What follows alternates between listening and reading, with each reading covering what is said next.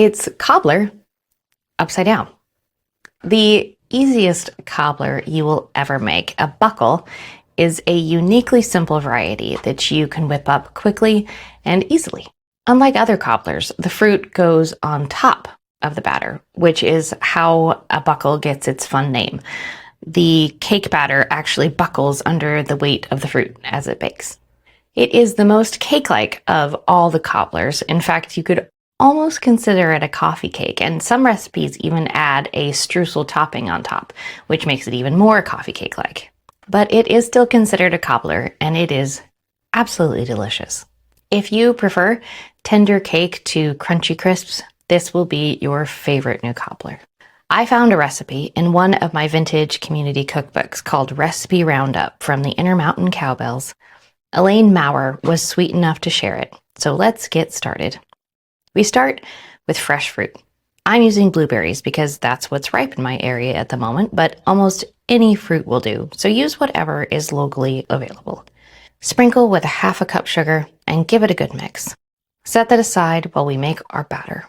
The first step is to melt butter in a baking dish by placing it in the oven. While that's melting, we can whip up our batter. Combine sugar, flour, baking powder, and salt in a mixing bowl. Give those a quick whisk to combine before you add the milk and stir until smooth. Set that aside while you pull your now melted butter from the oven. Pour the batter mixture over the butter and resist the urge to mix it. Just let the butter pool around the batter. Now, pour the sugared berries right on top of the batter. That's it. So simple. It's ready to go in the oven and bake. After about an hour, you'll have a delicious, buttery, golden cobbler cake ready to enjoy with a scoop of your favorite ice cream.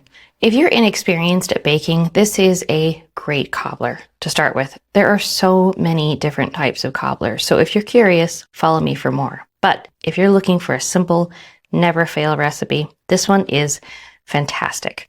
Mine tastes like a blueberry muffin, and yours will greatly depend on the fruit you choose, but it will be a delicious summer treat no matter what you pick.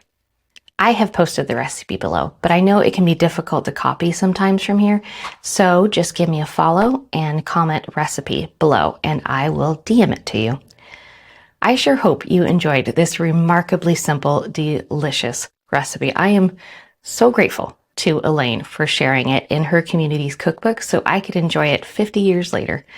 I do hope it inspires you to save more of these spiral-bound vintage community cookbooks and cook more old recipes.